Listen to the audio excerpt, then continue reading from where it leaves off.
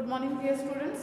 नया topic start करते हैं अपना संचारी रोग। रोगों के बारे में कितने प्रकार के होते हैं रोग, उनके बारे में डिस्कस करेंगे।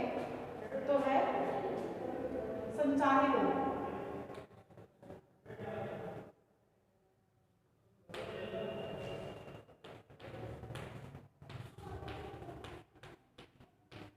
संचारी रोग जिसे हम कहते हैं कम्युनिकेबल डिजीज।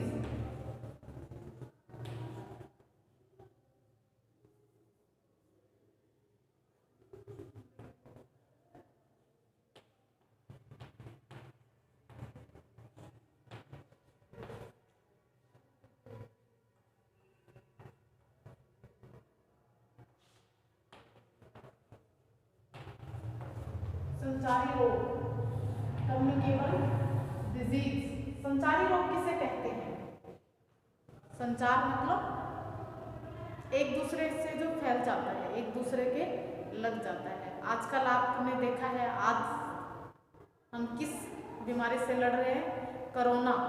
कोरोना महामारी पूरे विश्व में फैला हुआ है और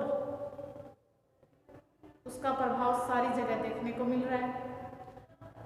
अब ये क्या है? कोरोना क्या है? एक कम्युनिकेबल डिजीज है, यानी संपर्क से, एक व्यक्ति से दूसरे व्यक्ति के संपर्क में आने से यह बीमारी फैल रही है। तो इसलिए इसके लिए क्या रखना पड़ता है? डिस्टेंस रखना पड़ता है, गैप रखना पड़ता है, ताकि हम उस बीमारी से बच सकें। तो संचारी रोग किसे कहते हैं या कम्युनिकेबल डिजीज किसे कहते हैं? जो एक व्यक्ति से दूसरे को लग जाती है वह कम्युनिकेबल डिजीज होती है, संचारी रोग होते हैं। जैसे कि इसमें हम कहेंगे वह रोग जो एक व्यक्ति से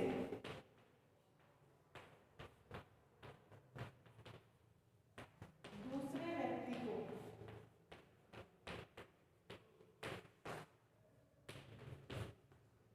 लग जाते हैं या हो जाते हैं।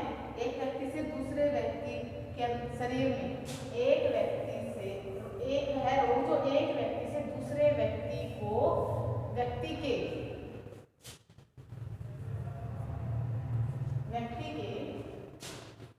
शरीर में प्रवेश कर जाता है।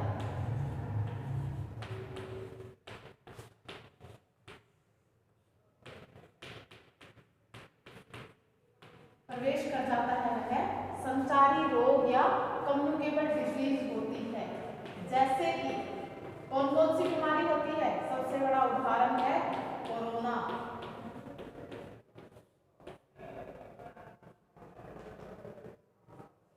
कोरोना है, फिर उसके बाद क्या आता है इसके अंदर? जुकाम, खांसी होती है, वो भी लग जाती है एक दूसरे से। फिर है फ्लू होता है, ये लग जाता है, या हम कहें आई फ्लू कहेंगे। इसमें भी फ्लू में हम कहेंगे आई फ्लू। आई फ्लू सभी को पता है। आई फ्लू में आजकल तो ये कम देखने को मिलती है, पहले बहुत ज्यादा देखने को मिलती थी।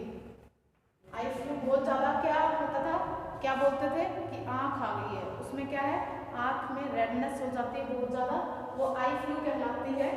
इसके अलावा स्वाइन फ्लू, आई फ्लू हो गया और स्वाइन फ्लू आदि। ये क्या है? एक व्यक्ति से दूसरे व्यक्ति में लग जाने वाले रोग हैं, कम्युनिकेबल डिजीज है। संपर्क में आते ही यह रोग एक व्यक्ति से दूसरे को लग जाते हैं। तो इसीलिए संचारी रोग में क्या होता है, जैसे कि घर में एक को खांसी हो जाती है, जुकाम हो जाता है, तो आप देखना सारे उससे प्रभावित हो जाते हैं, सभी को वो जुकाम लगता ही लगता है। क्योंकि हम सारे क्या रहते हैं, एक जगह रहते हैं, तो दूरी भी बनाना मुश्किल हो जाता है। इस केस में क्या है, सभी को ये बीमारी लग जाती है। फिर हम बात करते हैं असंचारी रोग। असंचारी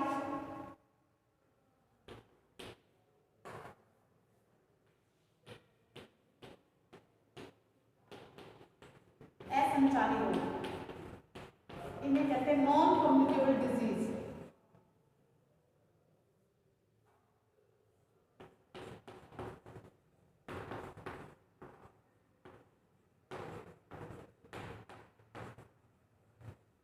नॉन कम्युनिकेबल डिजीज।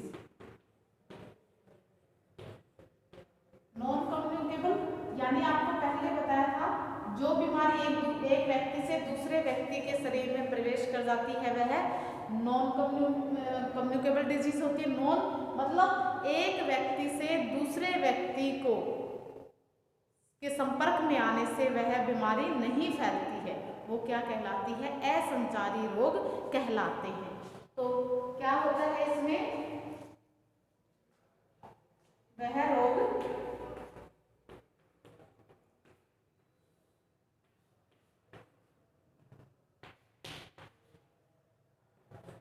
जो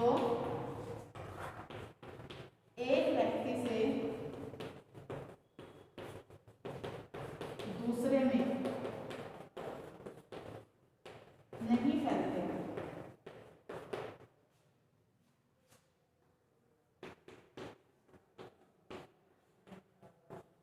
वह नॉन कम्युनिकेबल डिजीज कहलाती है। जैसे कौन कौन सी होती है? जैसे कि डायबिटीज है,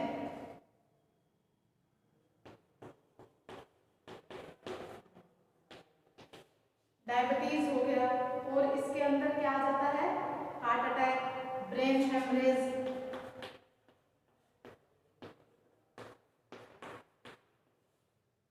ब्रेन हेमरेज हो गया, हार्ट अटैक हो गया, हार्ट अटैक हो गया, और कई प्रकार की बीमारियां हैं जो क्या है, हमें एक दूसरे के संपर्क में आने से नहीं फैलती हैं, तो वो असंचारी रोग कहलाते हैं। अब हम इनमें असंचारी और संचारी रोगों में कुछ बीमारियां हैं जो आपको हमने बार बार हम बता रहे थे कि 6 प्रकार की जानलेवा बीमारियां हैं, उनके बारे में 1 बाय 1 करके डिस्कस करेंगे। तो आपके कई बार ये डेफिनेशन आ जाती हैं कि संचारी और असंचारी रोग कौन से होते हैं, तो उसमें आपको बताना पड़ेगा कि संचारी कौन से, असंचारी कौन से हैं, और उनके एग्जाम्पल क्या है वो भी आपको बताना पड़ता है। फिर अब हम बात करेंगे इसमें जो पहला रोग है वो है, पहले रोग के बारे में डिस्कस करेंगे, काली खांसी।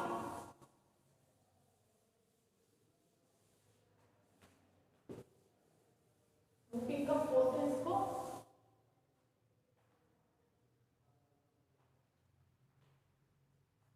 काली खांसी के बारे में पढ़ेंगे इसको।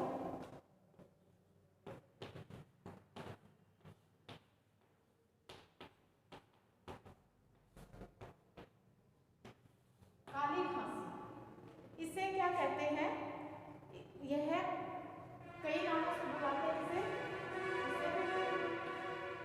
कुकर खांसी, और इंग्लिश में इसे बोलते हैं whooping cough। whooping cough के नाम से इसे जानते हैं। whooping cough हो गया, या फिर इसे काली खांसी कहा जाता है। यह खांसी किसी को भी हो सकती है, किसी को होती है तो व्यक्ति इतना खांसता, किसी को भी हो सकती है। इस खांसी में क्या होता है? इस खांसी में जिस व्यक्ति को यह हो जाती है वह इतना खांसता है, इतना खांसता है कि खांसते खांसते उसका चेहरा लाल पड़ जाता है और बहुत ज़्यादा परेशान हो जाता है। कई बार आपने देखा होगा कई व्यक्तियों में, जैसे हमारी खांसी होती है, जैसे जुकाम, नॉर्मली सर्दी जुकाम लगते ही खांसी जरूर होती है, और कई बार अगर हम उसका ट्रीटमेंट नहीं लेते तो वो बहुत ज़्यादा हो जाती है।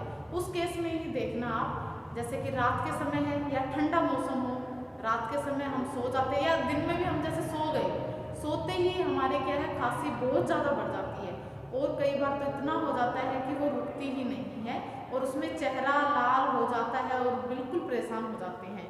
तो इसमें क्या होता है कि ये खांसी इतनी ज़्यादा होती है कि खांसते खांसते उस व्यक्ति को चेहरा लाल हो जाता है और छाती में अधिक मात्रा में कफ जम जाता है। इसमें क्या होता है, बहुत ज़्यादा खांसी आती है और खांसते खांसते चेहरा लाल हो जाता है, चेहरा लाल हो जाता है, और क्या होता है इसके अंदर छाती में कफ जम जाता है।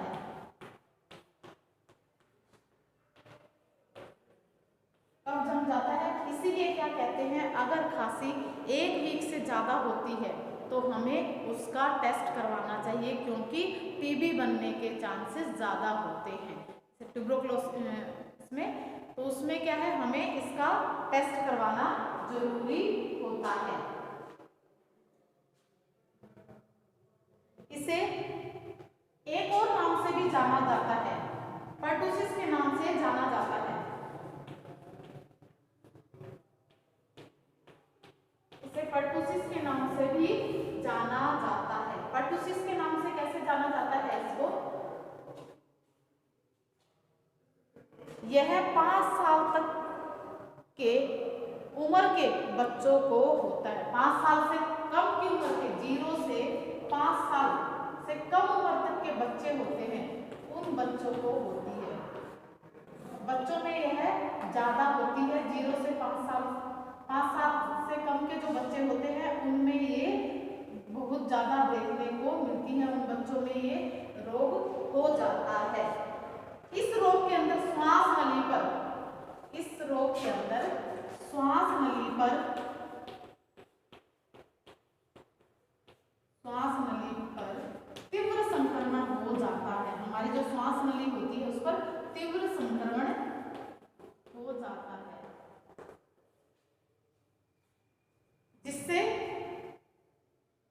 और यह रोग हवा के द्वारा फैलता है। और ये श्वास नली पर तीव्र संक्रमण हो जाता है और ये हवा के द्वारा ये रोग फैलता है।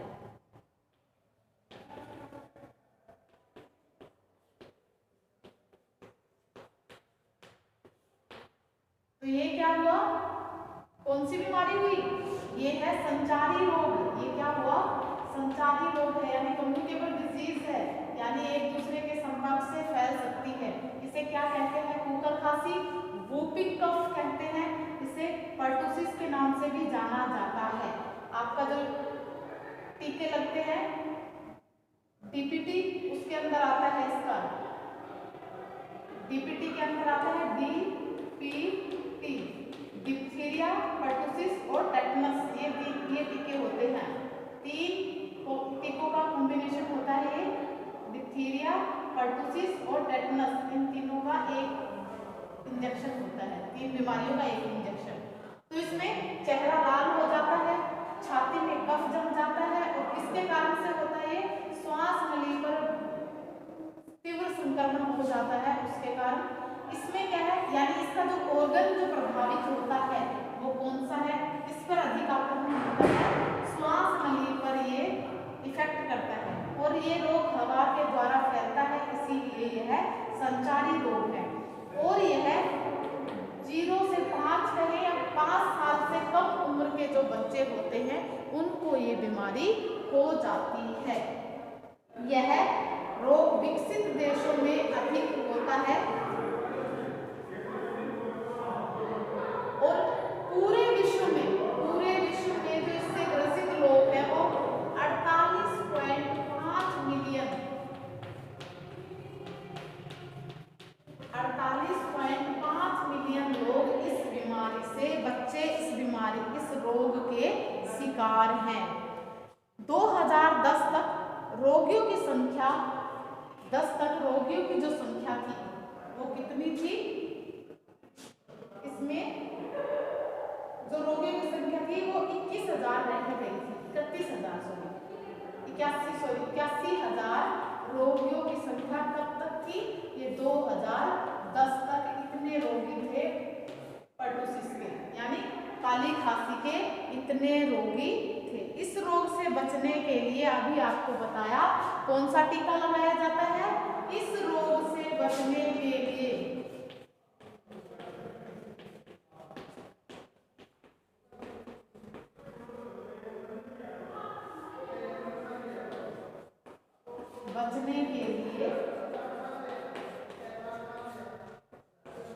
डीपीटी का टीका लगाया, सॉरी हाँ डीपीटी का टीका लगाया जाता है।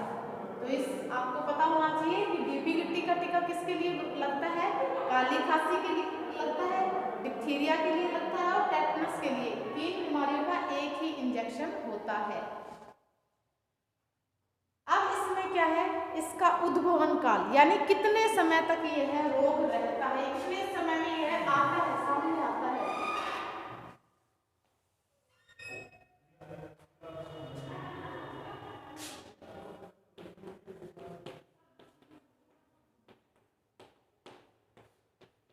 यह रोग कितने समय में, उद्भवन काल कितना होता है, कितने समय में इसका पता चलता है, सामने आता है। इसका जो उद्भवन काल होता है 7 से 14 दिन होता है। 7 दिन से 14 दिन तक इसका पता चलता है। कई बार 7 दिन बाद में पता चल जाता है, कई बार 14 दिन बाद में इसका पता चलता है। ये इसका उद्भवन काल होता है।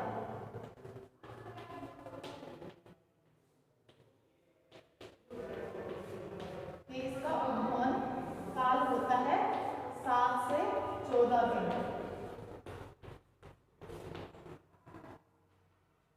परंतु यह 14 से 21 दिन तक भी हो सकता है। इतना पता चलने के बाद यह कितना हो जाता है, 14 से 21 दिन तक भी यह रोग, इसका कई बार पता नहीं चलता, इतने दिन बाद में भी इसका पता चलता है। और किसी बच्चे में बहुत अधिक संक्रमण हो तो यह 42 दिन तक भी हो जाता है। यानी पता तो इतने दिन में चल गया, लेकिन ये कितने दिन तक रहता है, ये 42 दिन तक। अगर उसको बहुत ज्यादा, या तो फिर वो 14 से 21 दिन तक रहेगा, ट्रीटमेंट लेगा, और उसको अत्यधिक संक्रमण हो गया तो वो 42 दिन तक भी रह सकता है। ये 42 दिन तक भी ये बीमारी उसके अंदर रह सकती है। तो ये क्या है, इसीलिए ये क्या है, खतरनाक बीमारियों के अंदर आती है। बच्चों की जो आपको बताया था 6 प्रकार की जो जानलेवा बीमारियां हैं, उनमें से सबसे पहली है काली खांसी। तो 42 दिन तक रहती है। अब इसके सिम्टम्स क्या होते हैं, काली खांसी के लक्षण क्या क्या है, सिम्टम क्या क्या दिखाई देते हैं, लक्षण।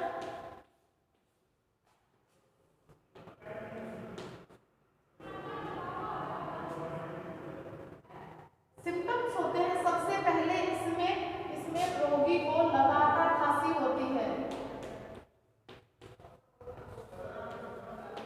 रोगी को लगातार खांसी होती है। सबसे पहला सिम्टम तो ये है कि आप कैसे पता लगाएंगे कि उसको काली खांसी है। तो सबसे ज्यादा एक तो क्या है, रोगी को लगातार खांसी होती रहेगी। दूसरा क्या है, खांसते खांसते रोगी का चेहरा लाल हो जाता है।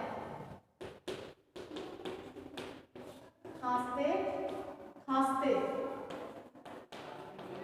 खांसते खांसते रोगी का चेहरा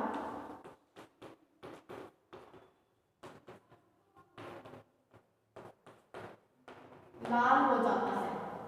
खांसते खांसते रोगी का चेहरा लाल हो जाता है। तीसरा, दिन की बजाय रात में अधिक खांसी आती है इसमें। दिन की बजाय,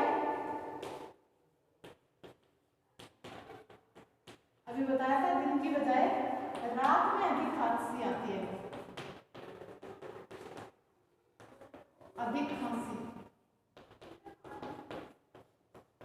रात में अधिक खांसी आती है। अगला क्या है, खांसी इतनी तीव्र होती है कि रुकती नहीं, बहुत ज्यादा तीव्र होती है, खांसी तीव्र होती है।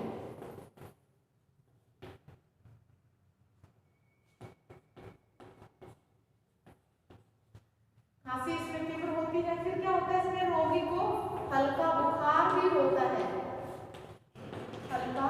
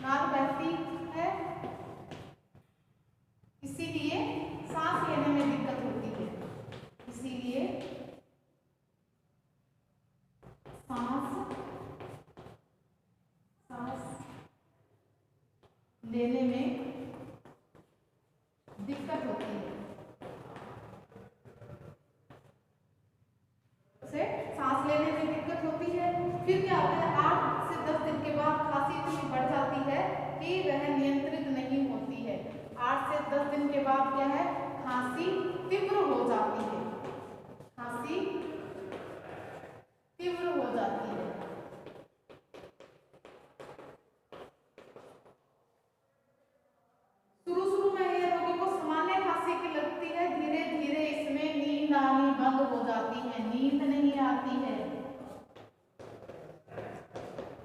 नींद कैसे आएगी? अगर खांसी आती है, आप नॉर्मली भी देखेंगे सर्दी जुकाम हो जाता है, खांसी हो जाए तो उस थोड़ी सी खांसी में भी नींद नहीं आती है। इसमें तो क्या है, काली खांसी में तो बहुत ज़्यादा खांसी होती है, इसलिए उसमें उसको नींद आने का तो कोई मतलब ही नहीं है। तो इस प्रकार से, और रोगी के खांसते खांसते होठ नीले हो जाते हैं, उसके खांसते खांसते और क्या हो जाता है, एक तो क्या होता है, उसको लगातार खांसी आती है, खांसते खांसते रोगी का चेहरा लाल हो जाता है, दिन की बजाय रात में अधिक खांसी होती है, खांसी की तीव्रता बढ़ जाती है, 8 से 10 दिन के बाद हल्का बुखार होता है, टेम्परेचर 102 डिग्री फ़ारेनहाइट रहता है, भूख नहीं लगती उसको और नाक बहती है, इसीलिए उसको सांस लेने में दिक्कत होती है और उसको नींद नहीं आती है। इसीलिए और क्या है इसमें, उसको खांसते खांसते क्या है, खांसते खांसते उसके होठ नीले हो जाते हैं और उसकी पसलियों में दर्द हो जाता है, क्योंकि ज़्यादा खांसने से क्या है, हमारी जो पसलियाँ होती हैं, आप देखते हो कि ज़्यादा हंस लेते हैं तो हमारे पेट में दर्द होने लग जाता है।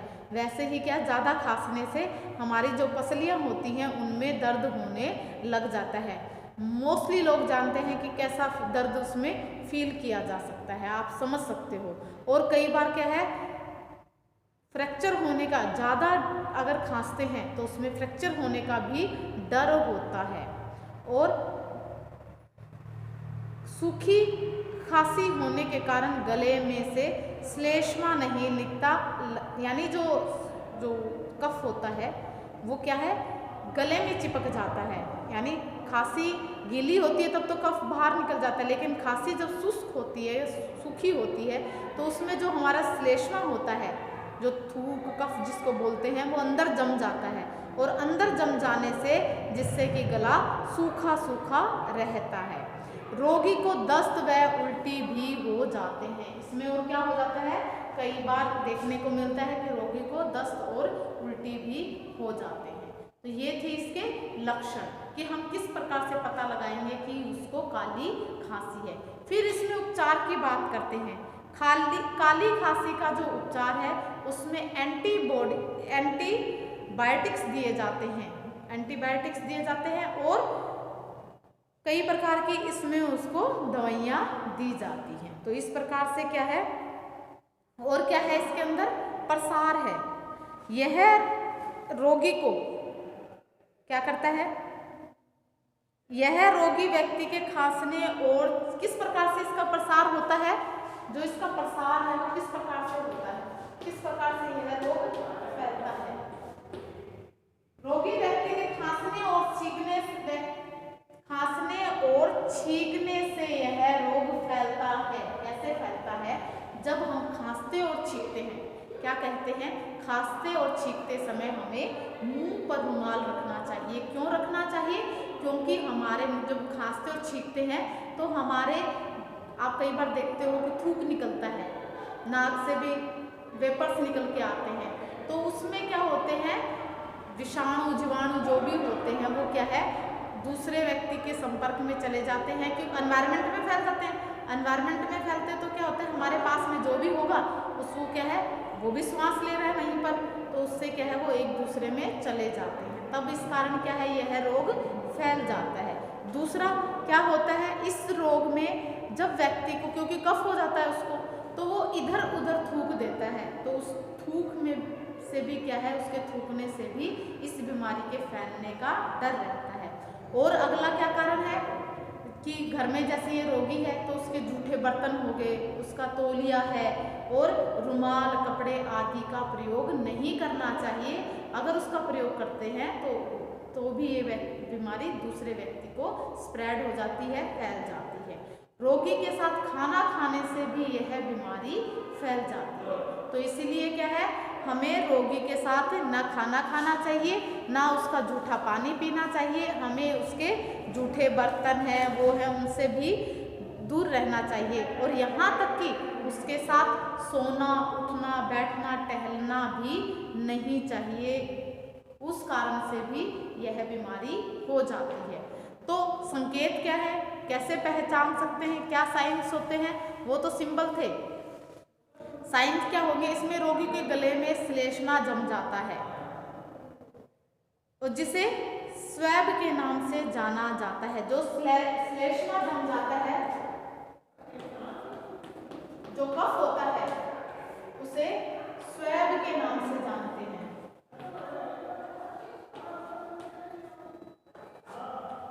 स्वैब के नाम से इसको जाना जाता है। स्वैब बोलते हैं इसको, स्वैब बोल देते हैं। तो स्वैब के नाम से इसको जानते हैं, श्लेष्मा को, कि स्वैब है। बोलते हैं ना, स्वैब टेस्ट करना है, कफ का जो टेस्ट करना है, और इसे प्रयोगशाला में चेक करने के लिए भेजा जाता है। जो सैंपल होता है उसको स्वैब बोलते हैं, जिसे टेस्टिंग लेबोरेटरीज होती हैं उसके अंदर टेस्ट किया जाता है। काली खांसी का बलगम के अंदर ही टेस्ट, बलगम के द्वारा ही या स्वैब होता है, उससे ही इसकी टेस्टिंग की जाती है।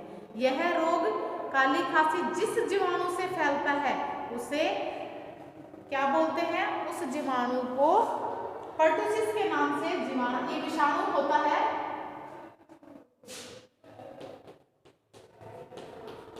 बोर्डटेला पर्टुसिस कहते हैं। बोर्डटेला पर्टुसिस,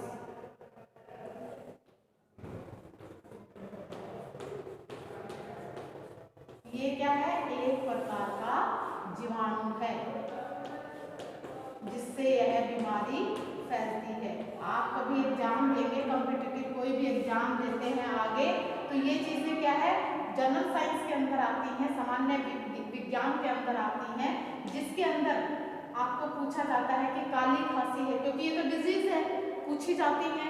तो क्या कोई भी आप एग्जाम देंगे उसमें पूछेंगे कि काली खांसी, उसके सिम्टम्स वगैरह पूछिए। आप मेनली यही पूछते हैं कि वूपिंग कफ किसे कहते हैं, कुकर खांसी का दूसरा नाम क्या है। तो ये क्या है, और ये कौन से, किसके कारण फैलती है, जीवाणु के कारण, विषाणु के कारण, किसके कारण फैलती है। तो जो पर्टुसिस होता है वो क्या है, जीवाणु होता है। बोर्डटेला पर्टुसिस एक जीवाणु का नाम है जिससे यह रोग फैलता है। तो ये था हमारा आज का काली खांसी का, पहले हमने संचारी और असंचारी रोग किए, फिर हमने क्या है 6 प्रकार की जो बच्चों के लिए जानलेवा बीमारी है उनकी बात कर रहे हैं। उसमें सबसे पहला हमारा कौन सा है, काली खांसी है। काली खांसी के उद्भवन काल हो गया, इसके सिम्टम क्या क्या है, इसके प्रसार कैसे हो जाता है और इसके संकेत क्या क्या है, और इसमें क्या क्या ट्रीटमेंट लेना चाहिए। इसमें क्या है, हमें मेन चीज़ यही है कि हमें जिसको भी हो जाए उससे हमें बचकर रहना चाहिए, उससे दूरी बनाकर रखना चाहिए, सोशल डिस्टेंसिंग रखनी चाहिए, ताकि क्या है ये बीमारी दूसरे को ना फैले। तो आज के लिए इतना ही। Okay, bye, have a nice day.